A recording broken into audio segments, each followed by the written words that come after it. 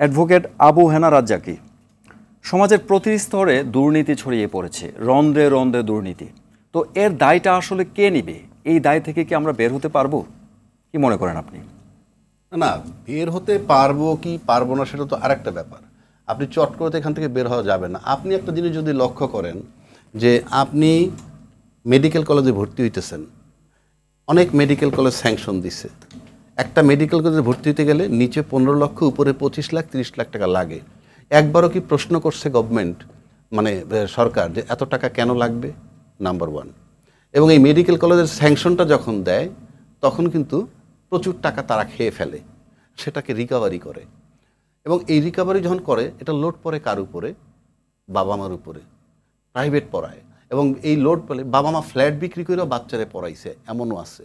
এবং ফ্ল্যাট বিক্রি করে যখন নিঃশেষ হয়ে যায় সে, তখন না পায় মেডিকেল কলেজের একটা চাকরিও সে পায় না, এবং একটা প্রাইভেট অ্যারেঞ্জমেন্টও করতে পারে না, সে চিকিৎসাটা করবে। তাহলে আপনি নিঃস্ব হয়ে যাচ্ছেন পড়ার নামে। ইভেন আপনি যদি, আমরা ভর্তি বাণিজ্য দেখছি যে এডমিশনের সময় আপনাকে ডোনেশন দিতে হয়। এই কি বলে, রাশেদ খান মেনন টেনন যারা এই ভিখারুন্নেসার দায়িত্বে ছিল, এবং এটা এক্সাম্পল দিলাম উনি, কালকে আমারই দিলে আমি একই জিনিস করব। এই যখন আমার অ্যাটিটিউড, এই জন্য একটা কথা আছে যে law can put a brake on crime, it cannot change the attitude of man. মানুষের অ্যাটিটিউডের পরিবর্তন করতে হবে, আর সেই অ্যাটিটিউডের পরিবর্তন করতে দেয় না কারা? সেটা হলো পলিটিশিয়ানরা। কেন দেয় না আমি বলি। আপনি বলেন তো, এই জুলাই আন্দোলনে যারা রাস্তায় ছিল, গুলি খাইছে, ইত্যাদি ইত্যাদি, আপনি বাংলাদেশের বিগত 53 বছরের যদি ইতিহাস আপনি টানেন, যারা যারা নেতা ছিল, তাদের কোন নেতার কোন ছেলে কোন নাতি মাঠে ছিল?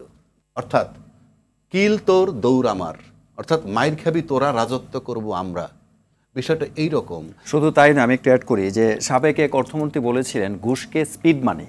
হ্যাঁ, আবুল মাল আব্দুল মুহিত। হ্যাঁ, যারা সরকার থেকে দুর্নীতি দমন করবে, তাদের মুখ থেকে যদি এই ধরনের কথা আসে, তাহলে এই সমাজ থেকে কিভাবে দুর্নীতি মুক্ত হবে? এই জন্য তো আপনার ট্রান্সপারেন্সি দরকার, আপনার ট্রান্সপারেন্ট হতে হবে। প্রথম কথা হলো আপনার ট্রান্সপারেন্ট হন। সেখানকার মন্ত্রী, প্রধানমন্ত্রীও বলছে আমার পিয়ন 400 কোটি টাকার মালিক, এবং নির্লজ্জের মতো বলে। এই যে বিষয়গুলো, এইগুলো তো আপনার মেন্টাল একটা চেঞ্জ আপনার ভিতর থেকে আসতে হবে। আপনাকে টাচ করে না। এখনও আপনি বহির্বিশ্বে বিষয়ে বলতেছেন আমার কি অপরাধ, আমি কি দোষ করেছি। এটা যে বলে সে, আর যাই হোক, আমি নিশ্চিত করে বলতে পারি সে একটা সুস্থ মস্তিষ্কের মানুষ নয়। জি, যেটা কথা বলে, সেটা আমার বাপও যদি বলে একই কথা, যে এত কিছু ঘটার পর যখন বলে আমি কি অপরাধ করেছি, আমার কি দোষ ছিল, হ্যাঁ, সেটাকে আমি আর কিছু না, একটা বিকারগ্রস্ত মানুষ ছাড়া আমি কিছু বলতে পারি না। এখন এটা বললেই বলবে উনি তো চলে গেছে। এখন এই যে সরকার, এখন আমরা যে দুর্নীতির ইস্যুটা এইখানে আনছি, সরকারকে আপনার টাইম দিতে হবে। আপনার টাইমও দিবেন না, দুর্নীতি দূর করতে চান, এটা কি হবে? আমি যার জন্য বলেছিলাম যে রাজনীতিবিদরা বলছেন যে রাজনীতিবিদরা নির্বাচিত হওয়ার পর নির্বাচিত সরকারের কাছে যদি ক্ষমতাটা হস্তান্তর করে, তখন সব প্রশাসন সব কাজ করবে, এটা বলতেছে সবাই, এটা আমি বানায় বলছি না। তো এই যে প্রশাসন কি ফর্মুলায় নামবে, দয়া করে একটু ইউনূস সাহেবরে দেন না বুদ্ধিটা। এই ব্যাপারটা কয়দিন থাকবে আল্লাহ মাহবুব জানে, যে ওই কয়দিন যাতে প্রশাসন তাকে কোঅপারেট করে। যেই প্রশাসন ইউনূস সাহেবকে কোঅপারেট করে না, সেই প্রশাসন নির্বাচনের সময় আপনি সঠিক নির্বাচন করবে, এই আস্থা আপনার আসলো কেন? Number one. নাম্বার টু, যে ইউনূস সাহেব সব জায়গায় ব্যর্থ, এমন কোনো সেক্টর নাই আমি খুললেই শুনি ব্যর্থ ব্যর্থ ব্যর্থ, আমি তর্কের খাতিরে ধরে নিলাম ব্যর্থ, তো সে একটা সুষ্ঠু নির্বাচন করবে, সেখানে আপনাদের আস্থাটা কেন? এ তো সবটাই ব্যর্থ হয়। আপনি নিশ্চিত কেমন হইলেন যে উনি একটা সুন্দর নির্বাচন দিতে পারবে? 3 নম্বর, আপনার দেশটাকে এত ভালোবাসেন, দেশের মানুষ আপনাদের কলিজার টুকরা।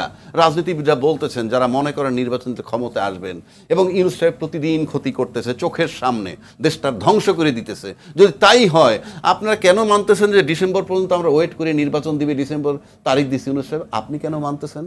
আপনি তো দেশের ভালোবাসেন।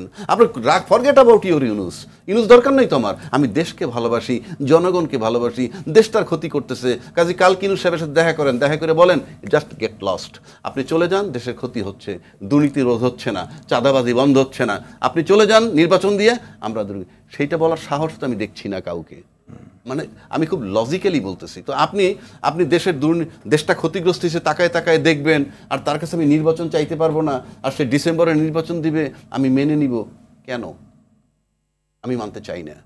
আমি ব্যক্তিগতভাবে বলবো, যদি রাজনীতিবিদরা বলতে পারে যে হ্যাঁ অমুক একজন আছে XYZ, ইউনূস সাহেব গেলে গিয়ে সে চালাইলে ভালো হবে, তা তো আলহামদুলিল্লাহ, আমরা ইউনূস সাহেবের request, you just go.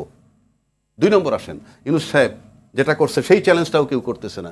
Yunus সাহেব বলছেন যে আমার এখানে যখন সবাই আসে তখন আমার সাথে ঐক্যমত্য আসে, আর আমার এখান থেকে চলে গিয়ে যে যার কথা বলে, এটাও একটা পলিটিক্যাল দুর্নীতি। এবং উনি বলছেন, এই কথাটা তো কেউ চ্যালেঞ্জ করে নাই যে ইউনূস সাহেব মিথ্যা বলতেছেন, নাম্বার ওয়ান।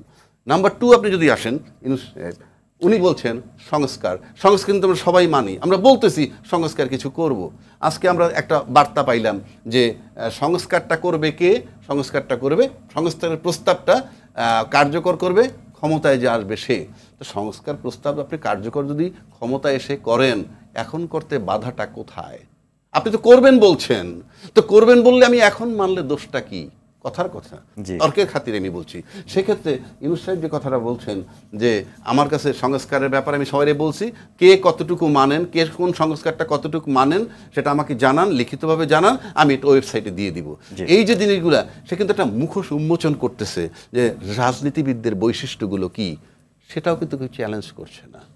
মানে আমার জায়গাটা হলো ওইখানে। সুতরাং আমাদের কাছে পরিষ্কার বোঝা যায় যে ইউনূস সাহেবের সামনে যে আমরা দুর্নীতি নির্মূলে চ্যালেঞ্জ করব, we are not giving him the privilege. আমরা তো তাকে সুযোগ দিচ্ছি না। সকাল বিকাল সন্ধ্যা পর্যন্ত হি ইজ আন্ডার প্রেশার, এবং তারপরে যে সে এভাবে বসে আছে।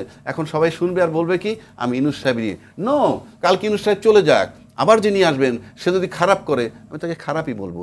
ইউনূস সাহেবের খারাপ দিক আছে, ইউনূস সাহেবের খারাপ দিকটা আছেই উনি নোবেল পাইছেন শান্তিতে, এবং উনি যেহেতু রাজনৈতিক কমিটমেন্ট নাই, ওনার কোনো ঠেকা নাই।